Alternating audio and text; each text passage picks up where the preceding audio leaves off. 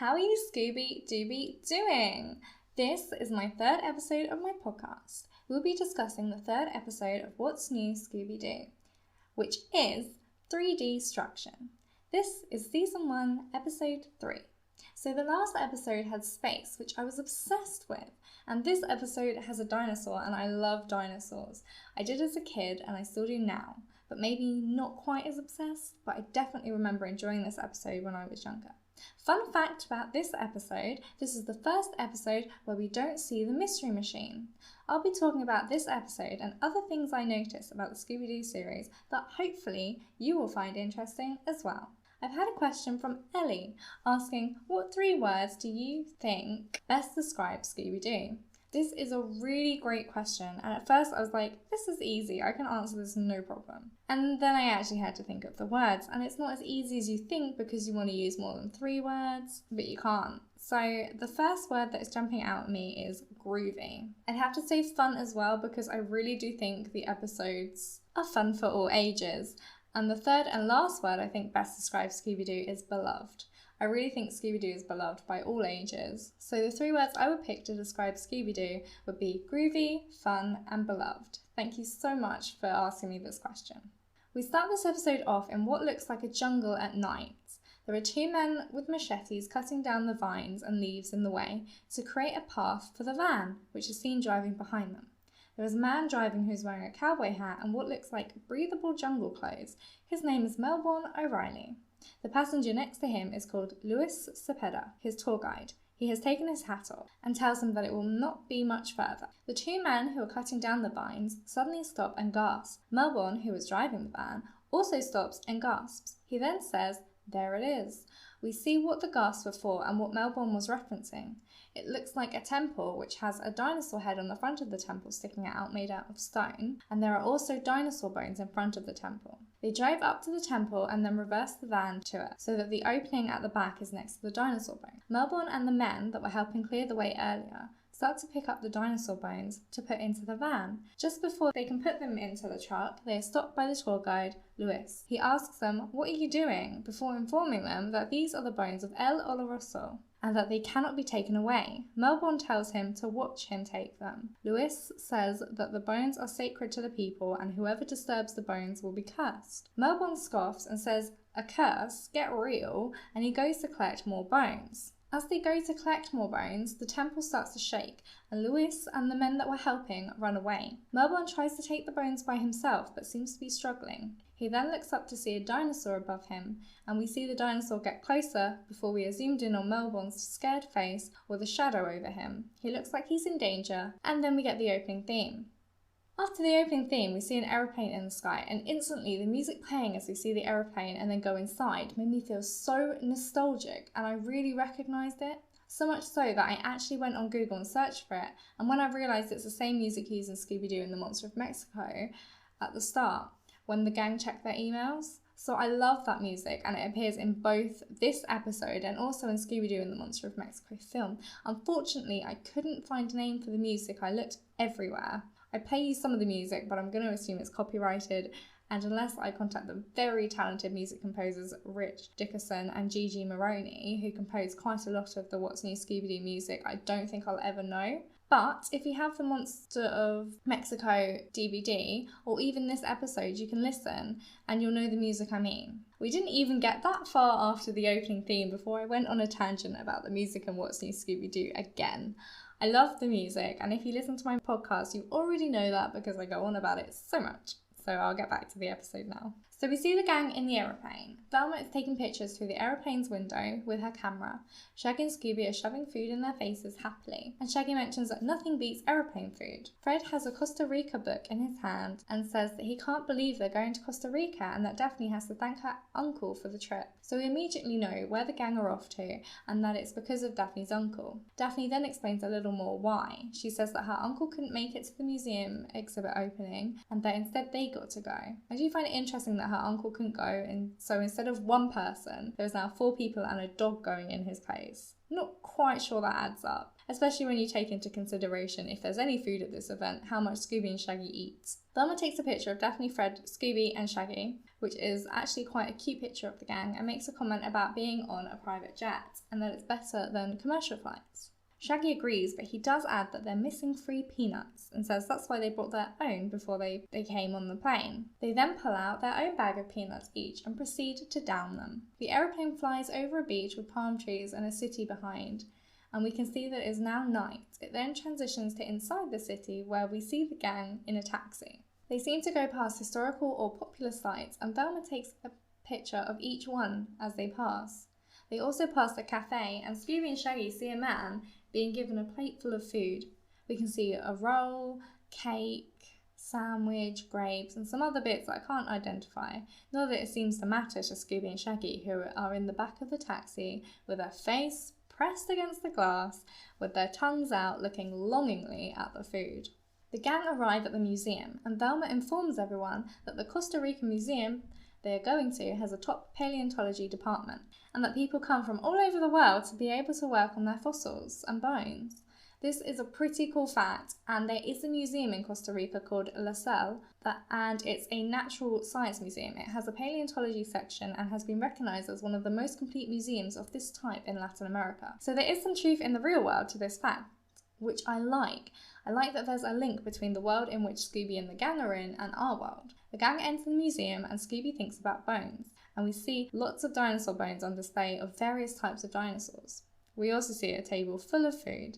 Daphne comments that they know how to throw a dinner, and Shaggy says, "Good, because I know how to catch one." It's a throwaway line, but I thought the interaction and comment were quite funny and typical of Shaggy. Something I found funny was everyone else is dressed black tie apart from the gang, and Daphne mentions that no one told them it was black tie and if she has time to change. She doesn't end up changing, but I'd love to see the gang in black tie and how they would adapt their style to it. Shaggy jumps when he sees a dinosaur display and mentions that it would be scary if it wasn't for his carbo-challenged physique. Obviously this is because the dinosaur is just bones. Fred notices the music and mentions surround sound speakers, which makes the band seem like they're in the room with them. This is an important detail for later. The museum curator walks up to the gang and introduces himself. His name is Dr. Armando Gutierrez. He asks for Daphne. He mentions that her uncle wanted her to enjoy their little museum.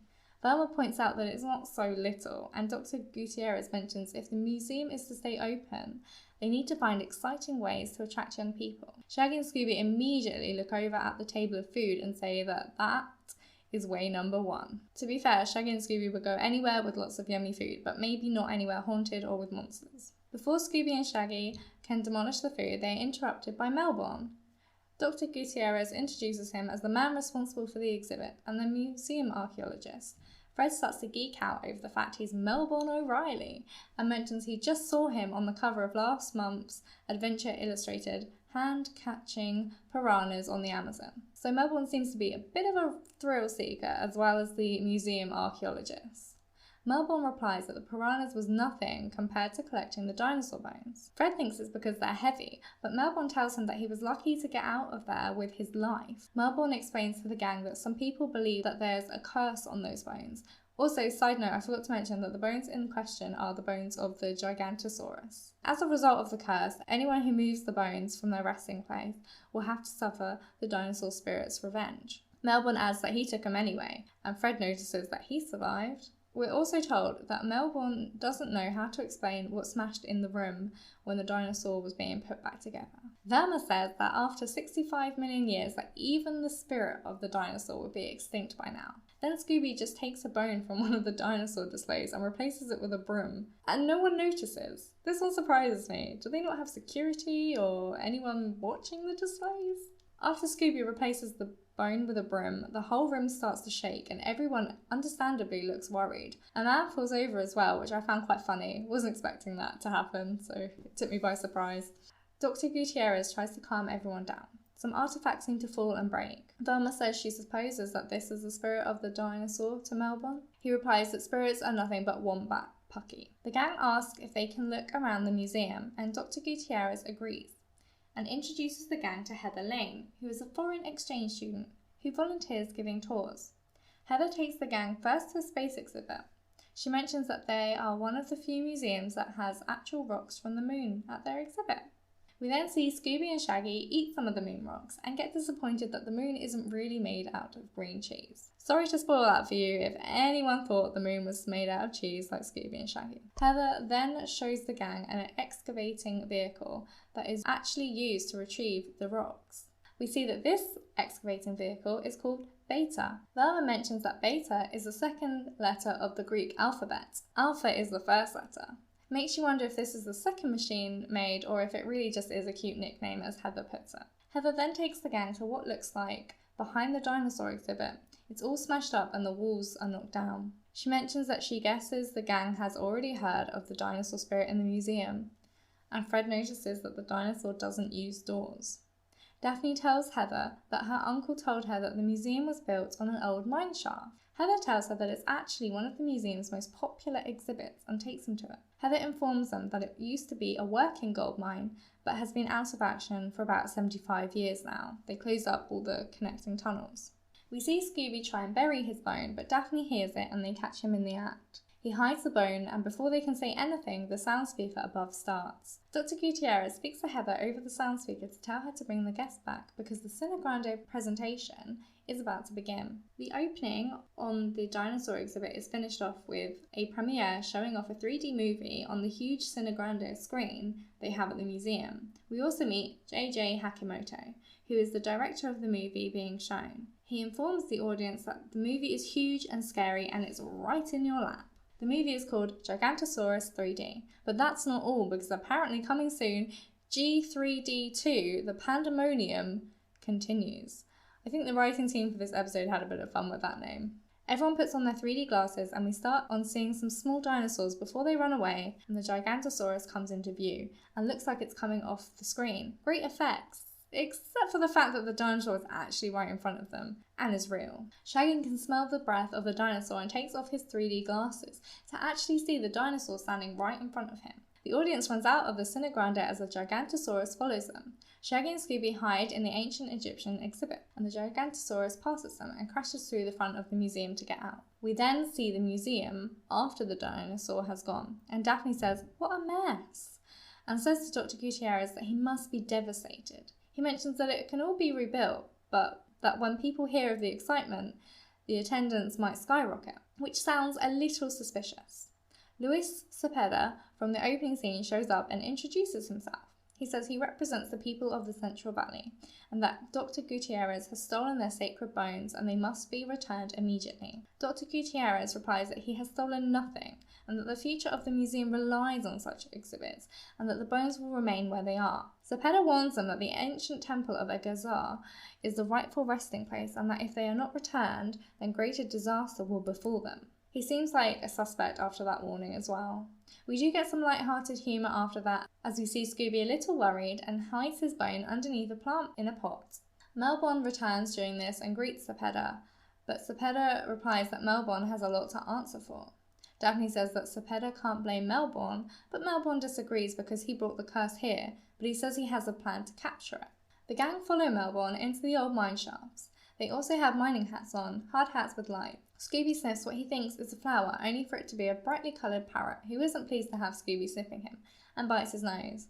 This knocks Scooby into a tree and papaya, coconuts and a pineapple fall on his head to create the fruit that Carmen Miranda wears when she dances on her head. Scooby then dances, like her, to where the gang is at the entrance of the mine. I went down an old mine before, but it wasn't that big at all. You couldn't even stand up straight in it, let alone freely move around, but these mines seem huge. The gang in Melbourne see a huge dinosaur footprint in the mine and follow the direction they seem to be going. Shaggy steps in something weird. Daphne says it's greenish, greyish goop, but Velma says it's coprolites and more commonly known dinosaur poop. Melbourne mentions that it's useful as he uses what animals leave behind when he's tracking them. They continue through the mine but notice that tunnels that were boarded up before when they went down there with Heather are no longer boarded up. Melbourne says no one has been inside those boarded up tunnels for over 75 years. Shaggy says, why should they ignore an age-old tradition? But Fred grabs them and they have to go in. Shaggy finds gold as they walk through the tunnel, only to be told that it's actually iron pyrite, or fool's gold, as most people know it. Velma inspects the fool's gold and seems interested in it before the gang come to a three-way prong in the path. Fred suggests they split up, and Daphne says she's going with Melbourne, and everyone else says me too. I thought it was quite funny that everyone wants to go with Melbourne. Melbourne decides to go on his own. Velma and Daphne go with Fred, and Shaggy and Scooby go together. Shaggy and Scooby find an old miner's lunchbox with mouldy sandwiches in. They both try and eat them, but luckily they turn into dust because that's gross, even for Shaggy and Scooby. Shaggy notices that the tunnel makes loud echoes. They then hear a noise that sounds like the dinosaur. The Gigantosaurus comes out of the tunnel. It actually made me jump a little because I wasn't expecting it. Shaggy and Scooby are obviously scared and run away using a handcar, which are those cars that are powered by the passengers using the levers to move them up and down and move along the tracks. We have a fun chase scene with Scooby and Shaggy using the handcar to get away as fast as they can, while the dinosaur tries to catch up them, and at some points tries to eat them. I love the chase scene music as well. It's very fun and upbeat while Shaggy and Scooby are trying to escape with their lives. Velma falls down a hole in the tunnel and lands on the dinosaur, which is quite fun during this chase scene. She almost gets eaten but manages to escape and slide down the back of the dinosaur. Fred and Daphne come out of the lift and straight into the dinosaur's legs before running back into the lift, only to get to the top and get face first with the dinosaur. Fred and Daphne run away from the dinosaur and end up joining Velma running away before they can run into the dinosaur. Joining Velma running away before they run into the dinosaur, only to be saved by Shaggy and Scooby still riding the handcar. They crash into a boarded up exit from the mine to escape. They're safe, except the fact that Shaggy doesn't know how to stop the handcar. They crash into a palm tree and a coconut falls on Shaggy's head. Shaggy and Scooby hear a noise and climb to the top of the palm tree, where they meet a parrot who tries to bite them. Shaggy uses the coconut to put in the parrot's mouth to stop it from biting them. The gang mention the secret exit they came out of, but notice that O'Reilly didn't come out with them, so he must still be in there. Melbourne comes out as they mention him. He says he's okay, he had a rough time trying to find them. Daphne tells Melbourne that Shaggy and Scooby saved them. Shaggy mentions that all he remembers was the dinosaur's breath, which smelled like his dad's station wagon exhaust. Another clue. Velma tells them that she doesn't think that's a real dinosaur, but someone wants them to believe it's real. The gang walk up the stairs to the museum, with Shaggy and Scooby leaving behind a trail of dinosaur poop from their feet. Daphne mentions that they're treading in that gunk from the mine, and Fred asks Velma if that's proof there's a real dinosaur. Daphne disagrees and informs them that it's actually bat guano. She then informs them that it's the basis of many cosmetics. Ew. Velma uses that as another good reason to keep her natural look. The gang seem to be in a lab. Velma mentions that Dr. Gutierrez let them do some detective work there. Velma starts by testing Scooby's bone, carbon dating it to find out how old it is. She then runs her digital photos that she's been taking the whole time through face recognizing equipment. The gang discuss who they think the suspect is. She then runs her digital photos that she's been taking the whole time through face recognizing equipment. This is another example of using modern technology in Scooby-Doo, both the digital camera and now the face recognizing equipment, as well as the carbon dating of the bones. It's all very modern technology that's being used in Scooby-Doo, and it's quite interesting to kind of see how they bring the modern technology into the episode. The gang discuss who they think the suspect is. Fred thinks it's Dr. Gutierrez because he wants publicity for the museum.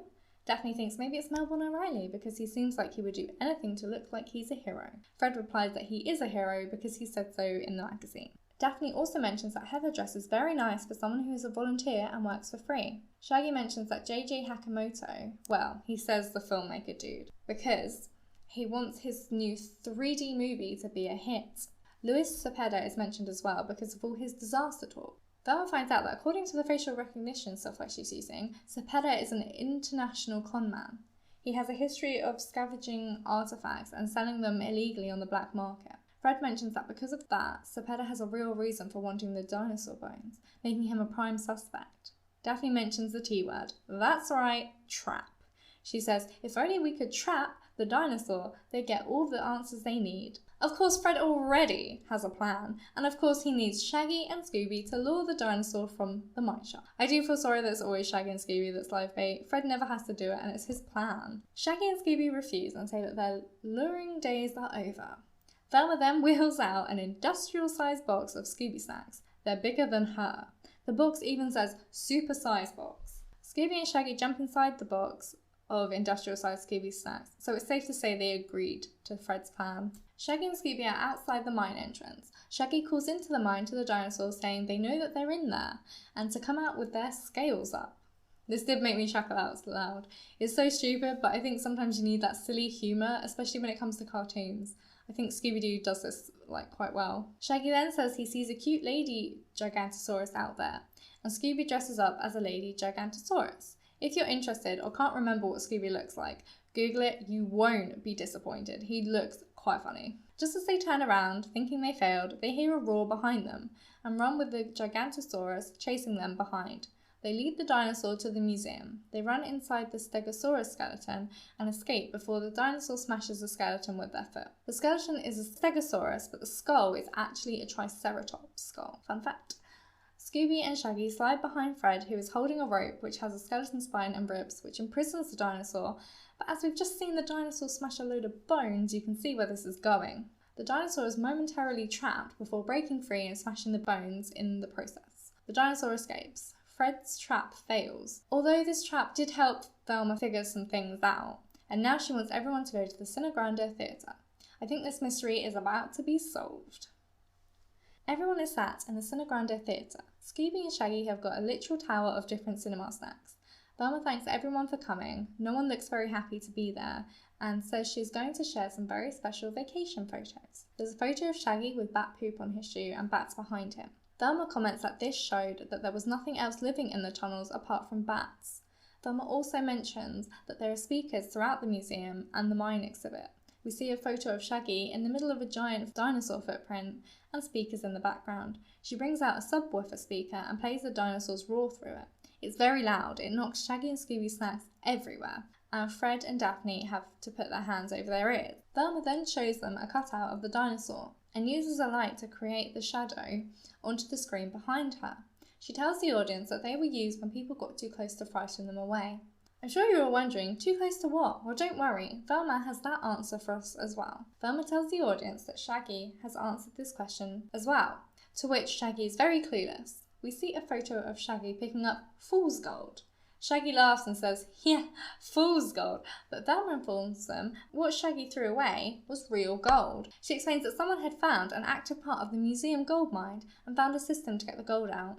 Velma puts up a picture of Beta, the excavating vehicle. She says what we're all thinking. If there's a beta, there must be an alpha, the first letter of the Greek alphabet. As we all remember, beta is the second letter of the Greek alphabet. The Gigantosaurus appears behind Velma, and the people in the audience look scared. We then see the dinosaur suit removed, and it's Scooby driving Alpha. Velma explains that this was used to mine the gold and then get it out of the mine through the secret entrance that the gang accidentally found while escaping the dinosaur earlier in the episode. JJ Hakamoto launches into a concept of how it's raw human emotion and the suspense, and then ends with, he didn't do it. Velma, of course, already knew that. She says that Heather is an art major and talented enough to design a dinosaur suit to fix the excavator. She tries to move off, but Fred holds her arm and Melbourne holds her other arm. Cepeda has gotten up in all the drama and tries to excuse himself, but Velma stops him. She explains that she got Scooby's bone carbon dated as well as the other Gigantosaurus bones. The results show that the bones all come from different ages and even thousands of years apart, so not from the same dinosaur. There's a close-up of one of the bones which says Bon Voyage, New York World's Fair 1964. I had a look and there really was a New York's World Fair in 1964. Unfortunately, it was a money pit and didn't generate any profit. I like that Scooby-Doo has some of the real world in it, like the references to our world. It's quite cool. Velma tells him that Cepeda knew the bones weren't authentic and planted them so he could create the curse and use it to scare people away, as the temple is where the gold is being stored until they can sell it. Velma also goes on to say that when the museum was interested in the bones, that Cepeda hoped the curse would scare them away. Melbourne and Fred stand up and both say, never! When just the curse couldn't scare him, he made the dinosaur real to hopefully scare them away. The last photo on the slide is one Velma took outside of the museum just before she started the slideshow. It shows the police outside. We see Cepeda and Heather being taken away. Cepeda says they would have gotten away with it if it weren't for you meddling touristas, which means exactly what you think it does, tourists. I also like that they're being taken away by the police and there's actual consequences for them committing a crime. Shaggy makes a punny joke and says, good thing this place doesn't have a medal detector, the gang talk to Dr. Gutierrez, and he tells them that the gold will be used to pay for the repairs the museum needs due to the damage the dinosaur did. The gang help clean up the museum. Shaggy grabs the broom that was holding the skeleton up that Scooby took his bone from, and it falls apart. Scooby finds himself in the pile of bones and licks his lip as he holds 2 bones and says his famous catchphrase, Scooby-Dooby-Doo! Okay, so this was the 3rd episode of What's New Scooby-Doo. My best bit was the bit when the gang were in the plane and also in the taxi on the way to the museum. I liked seeing the gang doing what they were doing, like each of them had their own thing. Shaggy and Scooby were eating, Velma was taking pictures of the view, Fred was reading a book on Costa Rica. Daphne doesn't seem to be doing anything but sitting, but it was still nice to just get a glimpse of what the gang does when they're chilling.